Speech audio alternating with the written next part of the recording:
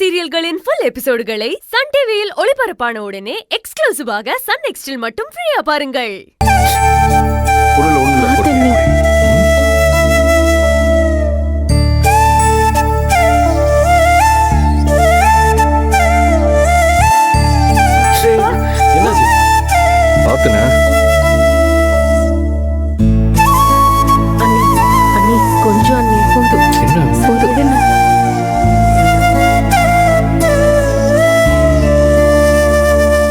எப்படி அவங்க கை வைக்கலாம்? விடக்கூடாது. ஒரு கை பார்த்தே தேரணும். அவங்களா எதுவும் செய்யலையே. அவங்களுக்கு ஆர்டர் வந்தது. அவங்க என்ன பண்ணுவாங்க? ஆர்டர் வந்துட்டா என்ன வேணாலும் பண்ணலாமா? அந்த ஆளுதான் எல்லாமே பண்ணியிருக்காரு. அம்மா இன்னும் வெளியே வராததுக்கு காரணம் அவர் மட்டும்தான். அவர் தான் ஏதோ கோல்மால் பண்ணி அந்த வீடியோவை ரெடி பண்ணியிருக்கணும்.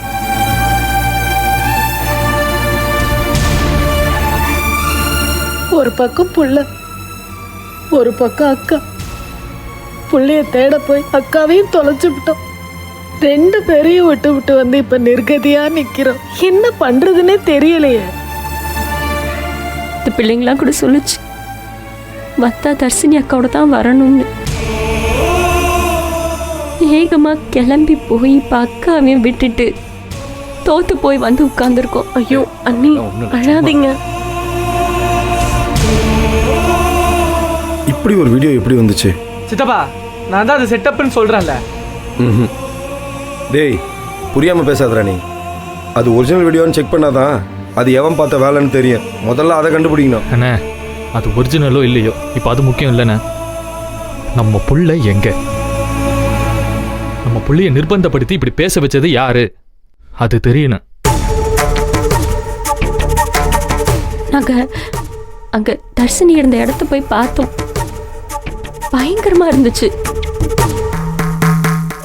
தர்சினி அங்கிருந்து அதுவா தப்பிச்சிருச்சா, இல்ல கடத்தினவங்களே வேற எங்கேயாவது கொண்டு போய் வச்சிருக்காங்களா? அண்ணே, ஒரே யோசனையாவே இருக்கு. பயந்து வருது. பயப்படாத.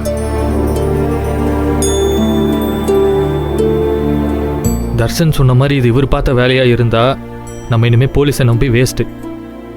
அவங்களும் இவர் சொன்ன ரூட்ல தான் போவாங்க. சக்தி, அப்போ நம்மள வேற யார்கிட்ட போறது? அதை விட பவர்ஃபுல்லான இடத்துக்கு போகணும். சிஎம் ஸ்பெஷல் செல்லுக்கு போகணும். ஜீவானந்தன் சார் என்கிட்ட சொன்னாரு. அங்க போய் நடந்தது எல்லாத்தையும் சொல்லணும்.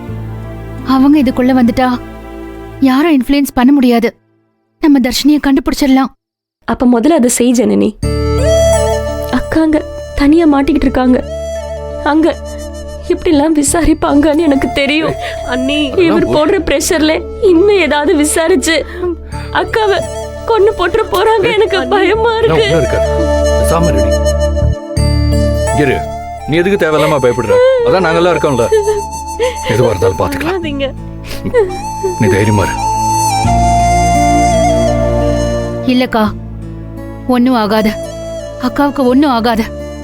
தர்ஷினியை கண்டுபிடிச்சு அக்கா வெளியே கொண்டு வந்துடலாம்.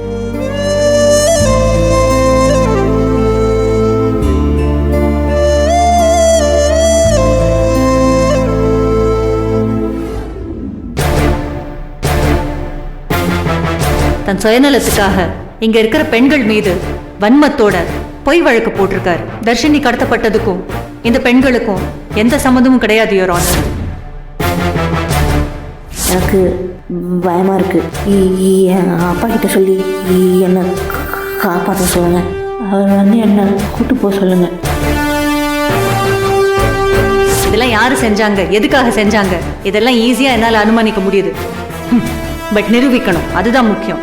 இன்னைக்கு இல்லைனாலும் என்னைக்காவது நிச்சயம் பண்ண தப்புக்கு தண்டனை கிடைச்சே தீரும்.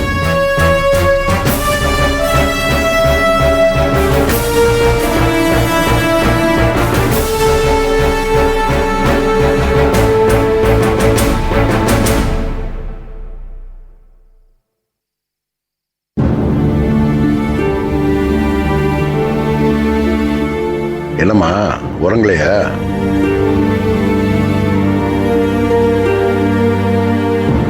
எப்படிப்பா உறக்கம் வரும்? கண்டதையும் யோசிச்சு யோசிச்சு மனசே வெடிக்கிற மாதிரி இருக்கு.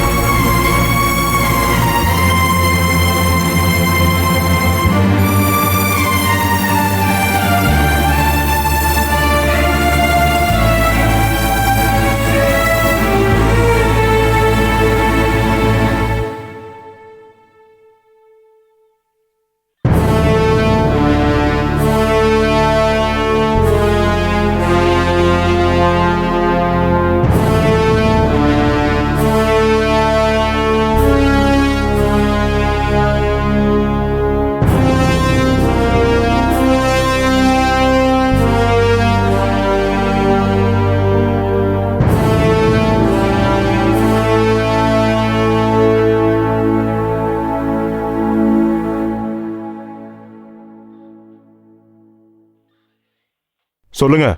இதுக்கு மேல பொறுமையால கேட்டுட்டு இருக்க முடியாது. ஏற்கனவே உங்களுக்கு டைம் கொடுத்தாச்சு. இப்படியே அமைதியா இருந்தா என்ன அர்த்தம்? அப்புறம் எங்க ட்ரீட்மெண்ட்டை திருப்பி ஆரம்பிக்க வேண்டியதா இருக்கும். ஒண்ணு எங்கன்னு சொல்லுங்க. இதை பாருங்க, நாங்க எந்த தப்பும் பண்ணல. நீங்க எத்தனை தடவை கேட்டாலும் இதான் எங்களுடைய பதில். அந்த வீடியோ உண்மையான வீடியோவா இல்ல அந்த பொண்ணை மிரட்டி அப்படி பேச வச்சிருக்காங்களா? அதுக்கு பதில் இருக்கா உங்கள்கிட்ட? ஓஹோ, உங்களை பதில் சொல்ல சொன்னா நீங்க எங்ககிட்டயே கேள்வி கேட்குறீங்களா?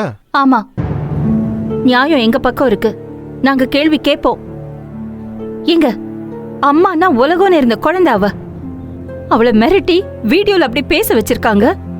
அவளை யார் மிரட்டினா? அவளோட உயிருக்கு என்ன ஆபத்து? 1000 கேள்வி மனசுக்குள்ள ஓடிட்டு இருக்குங்க.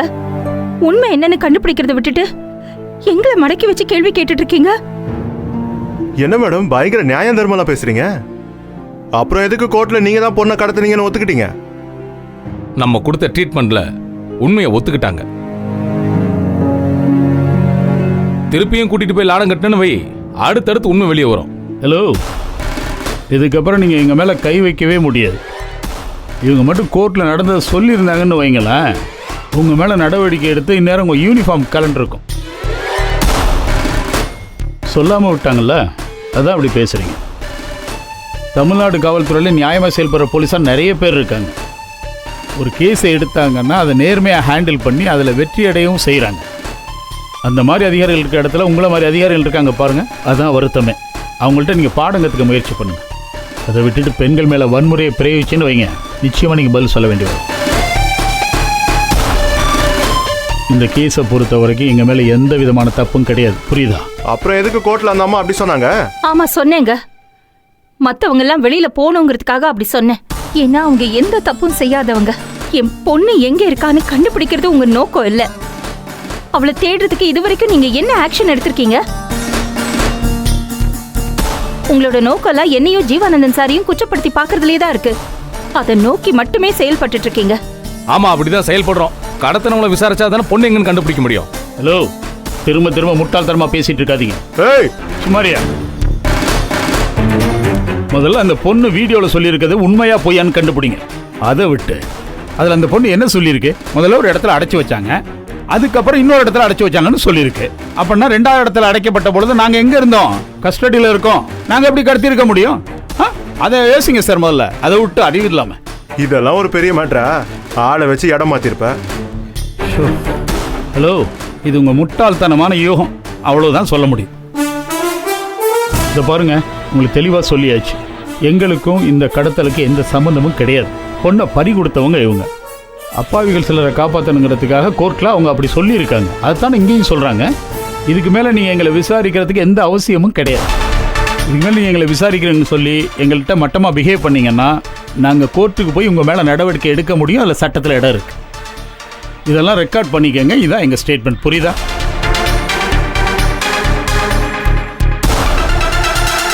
இன்னும் கொஞ்ச நேரத்தில் கோர்ட்டுக்கு கூட்டிட்டு போவோம்.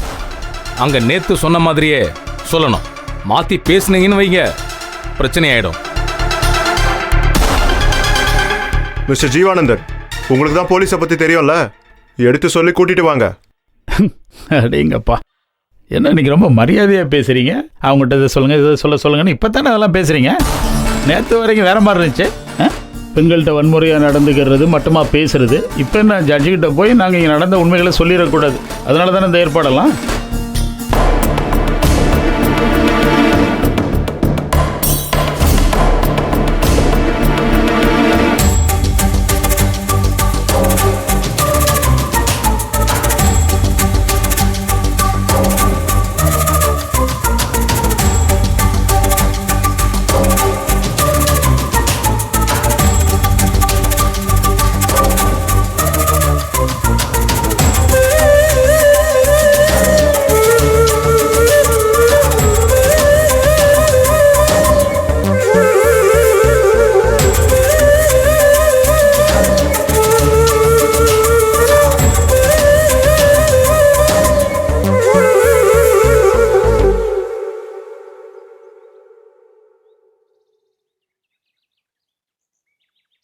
பெரியப்பா, எங்க அப்பா வளர்க்க என்ன படிக்க வைக்க இது எல்லாத்துக்கும் நீங்க நிறைய செலவு பண்ணியிருப்பீங்க. அதை இப்போதைக்கு எங்களால முழுசா செட்டில் பண்ண முடியாது. இப்ப எங்களால கொடுக்க முடிஞ்சது இவ்வளவுதான். இத வச்சுக்கோங்க பெரியப்பா, மிச்சத்தை நாங்க கொஞ்சம் கொஞ்சமா கொடுத்துறோம். உன்னை யார் ஏவி விட்டது?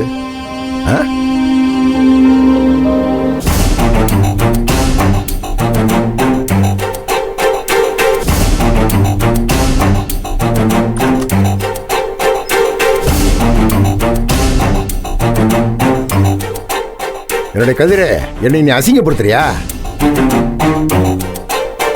எல்லாத்தையும் சொல்லி கொடுத்து என்னை கேள்வியை அனுப்பிச்சு விட்டியாக்க.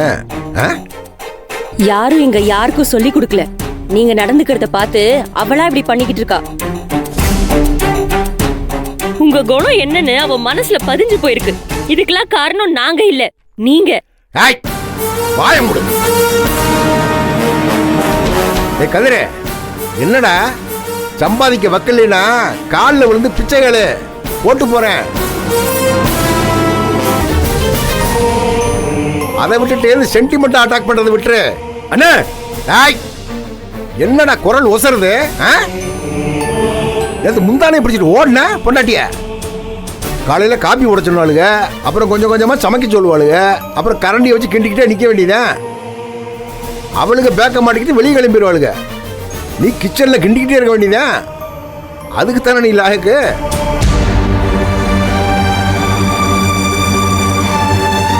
ஏமா, உன் பிள்ளைய ரொம்ப கெட்டிக்காரங்கம்மா.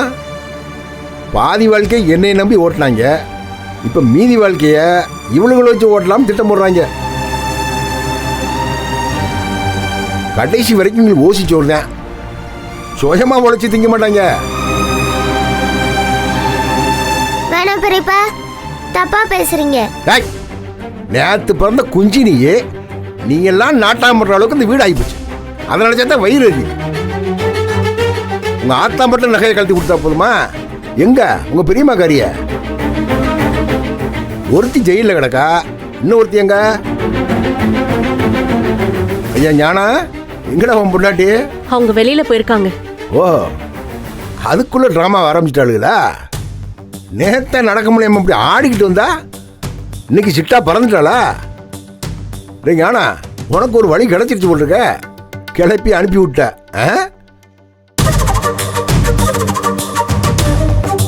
அதுவும் சரிதான். நீ 4 அடி வந்தீங்கன்னா நான் 400 அடி வைவேன். நீங்க எனக்கு கணக்கு தீக்க போறீங்களாக்க? சரிடா, பாத்துக்கிறோம்டா. ஏய், நீ கொண்டா நகைய.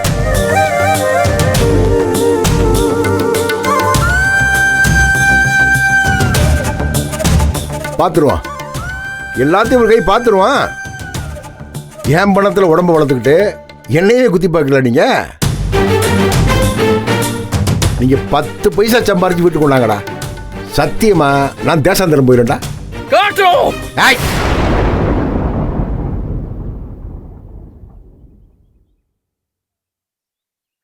காட்டுறோம், நாங்களும் ஜெயிச்சு காட்டுறோம். உன் பின்னாடியே சுத்திட்டு இருந்தனால எனக்கு உலகம் தெரியாதுன்னு நினைச்சிடாத. எனக்கும் உடம்புலயும் மனசுலயும் தெம்பு இருக்கு. சத்தியமா ஜெயிச்சு காட்டுறோம். காசு பணம் எல்லாத்தையும் நானும் சம்பாதிச்சு காட்டுறேன். டேய், அப்படி மட்டும் நடந்துச்சுனா சரி, என் காதலத்தை உன் காலடியில் போட்டு காவியை கட்டிக்கிட்டு தேசாந்திரம் போயிடலாம்டா. நானு அரகுற பயல்களா போகலாம் போறீங்க. குணசேகரனை பாச்சுக்கிட்டு எவனும் முளைக்க முடியாது. வணக்கம் பெரியவனே, கொஞ்சம் கீழே வாப்பா. ஆத்தா, மீனாட்சி தாயே காப்பாத்து. எல்லாத்தையும் கேள்விப்பட்டேன். வெரி சாரிம்மா. உங்க வீட்டு பொண்ணு சீக்கிரம் கிடைக்கணும்னு நான் ஆண்டவனை வேண்டிக்கிறேன். அதை தவிர என்னால வேற எதுவும் பண்ண முடியாது.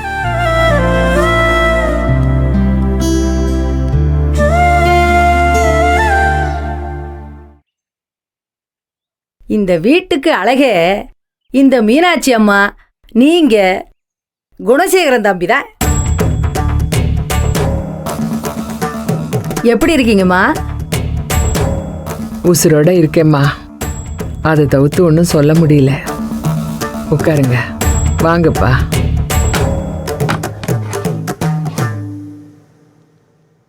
எல்லாம் அவர் பண்ற வேலை. நீங்க இந்த வீட்டுக்கு பெரிய மனுஷி. எல்லாருக்கும் தைரியம் சொல்றதை விட்டுட்டு நீங்களே இப்படி பேசினா எப்படி? அப்படி நினைச்சுதாம்மா காலத்தை ஓட்டிட்டு இருந்தேன். இந்த வீட்டில் நடக்கிற கூத்தெல்லாம் பார்க்கும்போது எந்த கன்றாவிக்கு உசுரோட இருக்கணும்னு தோணுது. மனசு ரொம்ப வெறுத்து போச்சுமா. ஆளுக்கு பேசுறதும் வையறதும் ரொம்ப கொடுமைம்மா.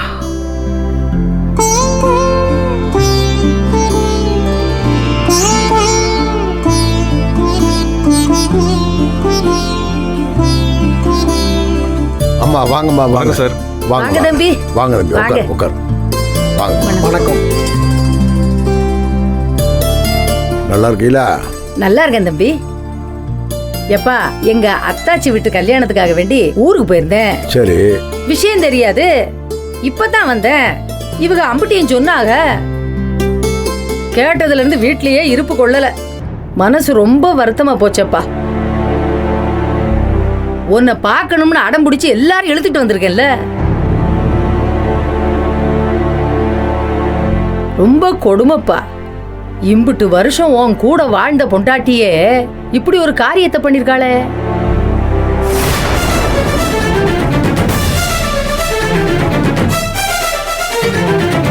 ஊர்ல எல்லாம் சொல்லுவாங்க, கேள்விப்பட்டிருக்கேன். ஆனா இப்பதான் நான் கண்ணு முன்னால பாக்குறேன். ரொம்ப வேதனையா இருக்கு தம்பி. அனாவசியமா பேசிட்டு இருக்காதீங்க. இப்ப எதுக்கு வந்தீங்க? அத கேட்க நீ யாரு? என்னடி உங்க அப்பன் குடும்பம்னு உறவு பேசிக்கிட்டு ஒட்ட பாக்குறியா? எப்ப உங்க ஆத்தாக்காரி கோயில்ல தாலியை கழட்டி கொடுத்துட்டு போனாலோ அப்பவே எல்லாம் முடிஞ்சு போச்சு. இப்ப நாங்க தம்பிய பார்க்க வந்திருக்கோம். தம்பி நாங்களும் ஒண்ணுக்குள்ள ஒண்ணாயிட்டோம். இதுல உனக்கு என்னடி வலிக்குது? என்னமோ பெரிய நாட்டாம மாதிரி கேள்வி கேக்குற.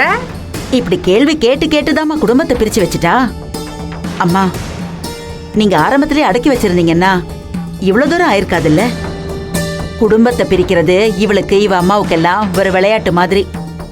என் தம்பியை எங்க கிட்ட இருந்து பிரிச்சுட்டாங்க, இப்ப உங்க பையனை பிரிச்சுட்டாங்க.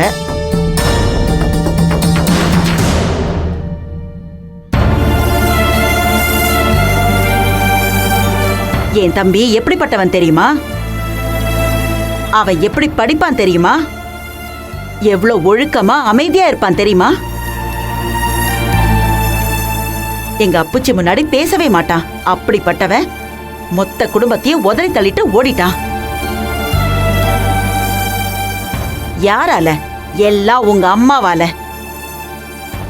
பேசி பேசி அவன் மண்டைய கழுவி கூட்டிட்டு அப்படியே ஓடிட்டா. நீங்க தப்பு பண்ணிட்டீங்க குணசேகரன் சார். இப்படி ஒரு குடும்பத்துல ஏன் பொண்ணு எடுத்தீங்க? அந்த தப்புக்கு தாம்மா இப்ப அனுபவிக்கிறோம். பெத்த புள்ளைய கொண்டு போய் ஒளிச்சு வச்சுட்டு ஆடுறா அந்த ஈஸ்வரி. அவளுக்கு இதுக எல்லாம் கூட்டு, இவளுகளுக்கு இவனுங்க எல்லாம் ஜால்ரா.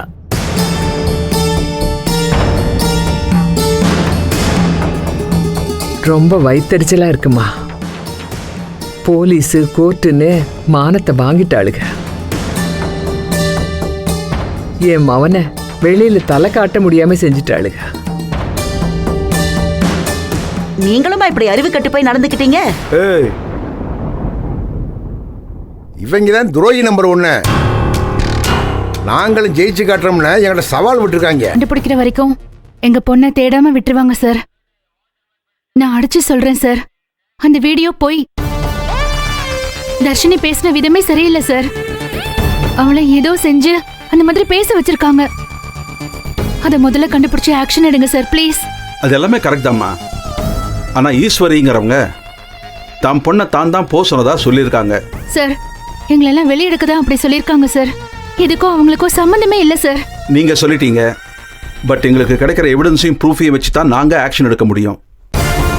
பட் ஸ்டில் உங்க கம்ப்ளைண்ட் வச்சு நாங்க ப்ரொசீட் பண்றோம். சிஎம் ஸ்பெஷல் செல்ல இருந்து எங்களுக்கு ஆர்டர் வந்திருக்கு. இந்த கேஸை ஹேண்டில் பண்றதுக்கு ஸ்பெஷல் டீமை அப்பாயிண்ட் பண்ணியிருக்கோம். அதை லீட் பண்றவங்க ரொம்ப நேர்மையான ஆஃபீஸர். அவங்க ஹேண்டில் பண்ண கேஸ் எல்லாமே 100% சால்வ் ஆயிருக்கு. Very strong and dynamic officer. இந்த கேஸ்ல இது வரைக்கும் இல்லாத பெர்ஸ்பெக்டிவ்ல யோசிக்கக்கூடியவங்க. இன்னும் ஹாஃப் அன் ஹவரில் அந்த டீம் வந்துருமா. They will take it further. நானும் இதோட அப்டேட்ஸ் எல்லாத்தையும் கேட்டுக்கிட்டே இருப்பேன். எங்கள் ஃபுல் சப்போர்ட் உங்களுக்கு இருக்குமா? Thank you sir, thank you so much. ஒரு ஹாஃப் அன் ஹவர் வெயிட் பண்ணுங்கம்மா, அவங்க வந்ததும் கூப்பிட்றேன். Sure sir.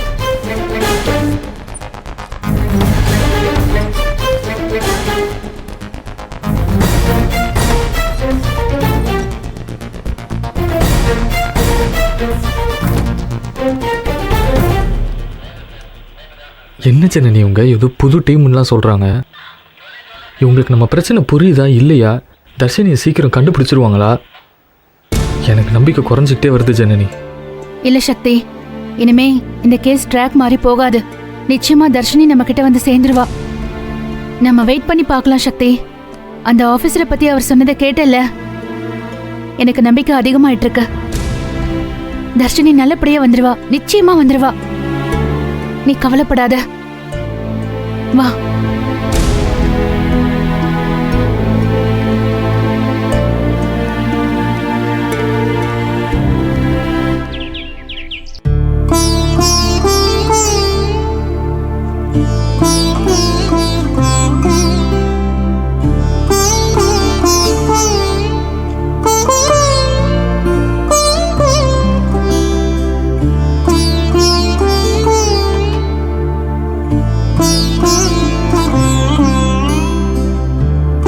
கவலைப்படாதீங்கம்மா, உங்களுக்கு எல்லாம் சாதகமா நடக்கும். உங்க வீட்டுக்குள்ள உங்களை புரிஞ்சுக்கிட்டு ஓடி வந்து நிப்பா. ஏமா விசாலாட்சி அம்மா, சீக்கிரம் பேத்தி கிடைச்சிருமா? சரி, அப்ப நாங்க கிளம்பட்டுமா? இம்புட்டு நேரம் நீங்க எல்லாம் இங்க இருந்ததுக்கு மனசுக்கு தெம்பா இருந்துச்சுமா. நீங்க புறப்படுறேன்னு சொன்னதும் வெறுமையா இருக்கு. ஆமாம்மா, அம்மா சொல்கிறது சரிதான்ம்மா. முன்னாடிலாம் நான் யாரும் எதிர்பார்த்து உட்காந்துருக்க மாட்டேன். வர்றேன்னா வா, போகிறேன்னா போ, அப்படித்தான் நான் வச்சுக்கிருவேன். ஆனால் இப்போ என் தம்பிமாருக என்னை விட்டு பிரிஞ்சதுலேருந்து மனசு ரொம்ப உடஞ்சி வச்சுமா. உங்கள் பேரப்பிள்ளைகளை பார்த்தது கொஞ்சம் ஆறுதலாக இருந்துச்சு. அப்புறம் இன்னைக்கு நீங்களே வந்துட்டீங்களா, ரொம்ப உற்சாகமாக இருந்துச்சுமா. நீங்கள் கிளம்புறோம்னு சொன்ன உடனே லேசாக அப்படியே மனசு தடுமாறுதுமா. நமக்குன்னு மனுஷ மக்கள் இல்லையோ அப்படின்னு கொஞ்சம் அச்சம் கொடுக்குது. ஐயோ, ஏன் அப்படி சொல்றீங்க? நாங்கெல்லாம் எப்பவுமே உங்க குடும்பம் தான். என்ன உங்க தங்கச்சியா நினைச்சுக்கோங்க. ஆமாம்மா, நினச்சிக்கிற வேண்டியதான். ஏன்னா அவங்களுக்கு 1000 வேலை இருக்கு. இப்போ வந்திய பாத்திய கிளம்பிட்டிய, இதுக்கு மேல நாங்க என்ன கேட்க முடியும், நீங்க என்ன செய்ய முடியுமா? என்ன தம்பி பண்றது? வாழ்க்கையே ஒரு பயணம் மாதிரி தானே. அவங்களுக்கு இடம் வரும்போது இறங்கி போயிட வேண்டியதானே. மா, ஒன்னு கேட்டா தப்பா எடுத்துக்க மாட்டீங்களே? என்னம்மா? எங்க வீட்டுல 2 நாள் இருந்துட்டு போங்கம்மா. நான் போய் பேசிட்டு வந்துட்டுமா? கட்டு பேசிட்டு பாம்பு மாதிரி இவங்க எங்க வந்து இருக்கணுமா? உமையால், உங்க அம்மாவை எங்க கூட விட்டுட்டு போங்க, நாங்க அவங்களை பாத்துக்கிறோம். ஐயோ அம்மா, அம்மா இது வரைக்கும் யார் வீட்லயும் தங்கினதே இல்லை. என் மாமியார் வீடு இவங்க சொந்தம்தான். ஆனா அங்க வந்தா கூட கொஞ்ச நேரம் பேசிட்டு உடனே கிளம்பிடுவாங்க. நீயும் அப்படித்தானேம்மா? அத்தை பெரும்பாலும் மனுஷங்க கூட தங்க மாட்டாங்க, ஆனா உங்க கூட தங்க வாய்ப்பு இருக்கு. என்ன உளறீங்க?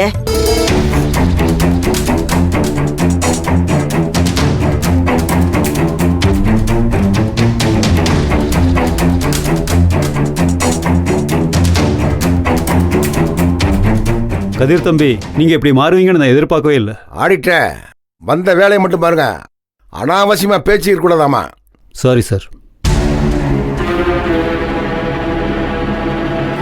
சைன் பண்ணுங்க.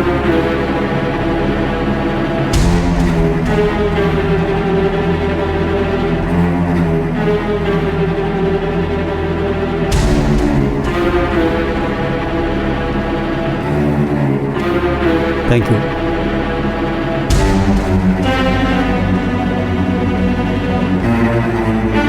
ஞானதம்பி, நீங்களும் வந்து கையெழுத்து போடுங்க.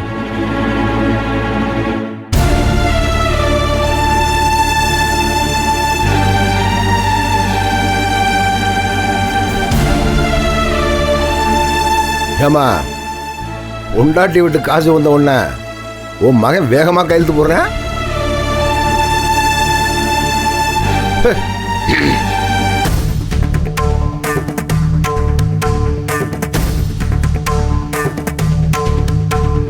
டேய் அறவே கட்டு தர்ஷா, வா வந்து கையெழுத்து போடு. அவனை எது கூப்பிடுறீங்க? அவன் பேர்ல இருக்க சொத்தெல்லாம் அப்பதான் அவனுக்காக எழுதி கொடுத்தது. அதெல்லாம் கொடுக்க முடியாது. ஏய் அடிச்சு பல்லக்கல்ல உடச்சு போடுவேன். யாரு சம்பாரிச்ச சொத்துக்கு யார் சொந்தம் கொண்டாடுறது? காட்டுலையும் மேட்லையும் கஷ்டப்பட்டு உழைச்சவன் நானு. உங்களுக்கு மறந்துருச்சுன்னு நினைக்கிறேன். தர்ஷனுக்கு வந்து சேர்ந்திருக்கிறது அப்பத்தாவோட ஷேர், உங்களது கிடையாது. ஓ எடுத்து கொடுக்குறீங்களா? அத்த எனக்கு இதெல்லாம் வேணாம். இவர் சொத்து, இவர் பேரு எதுவுமே வேணாம். தயவு செஞ்சு யாரும் இதை பத்தி பேசாதீங்க.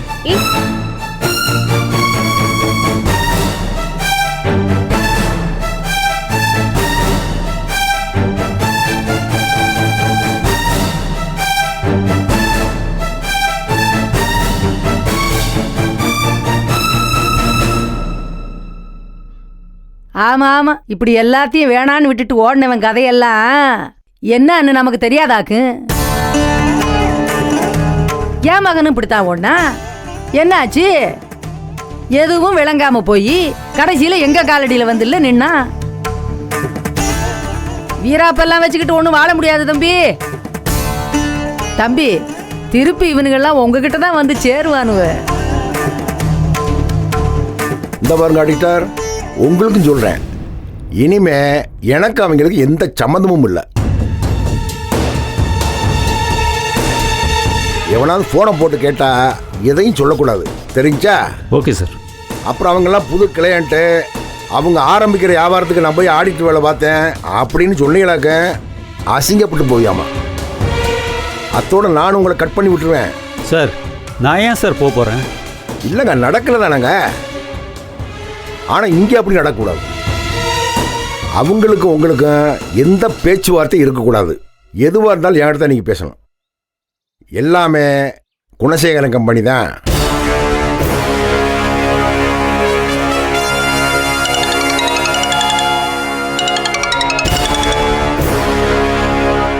சொல்லுங்க வக்கீல். இது சிஎம் செல்லா? எப்பா?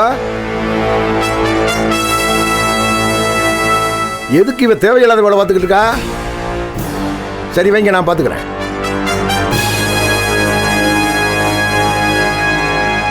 டேய் என்னடா சும்மா இருக்கணும் சுரண்டி பார்க்கலாம். நீங்க யாரை கேட்டு சிஎம் செல்லுக்கு போனாவ? ஏன் போனா இப்ப என்ன? ஓஹோ, கேஸை திருப்பி விடுறீங்களாக்க? கடத்தினவன உடந்தே இருந்தவன இங்க இருக்கிறப்ப அவதுக்கு சிஎம் செல்லுக்கு போனா அப்படின்னு நீங்க சொன்னா நாங்க உடனே நம்பிடணுமா? அந்த வீடியோ நெசந்தானா இல்லை எவனோ திருட்டு பைய எடுத்து அனுப்புனதாங்கிறத முதல்ல கண்டுபிடிக்கணும்ல. ஒருவேளை அப்படியே அந்த வீடியோ நெசமாவே இருந்தாலும் பிள்ளைய எவனோ மிரட்டி பேச வச்சிருக்கானு அப்பட்டமா தெரியுதே. அந்த உண்மையெல்லாம் வெளியே கொண்டு வரதான் சிஎம் செல்லுக்கு போயிருக்காங்க.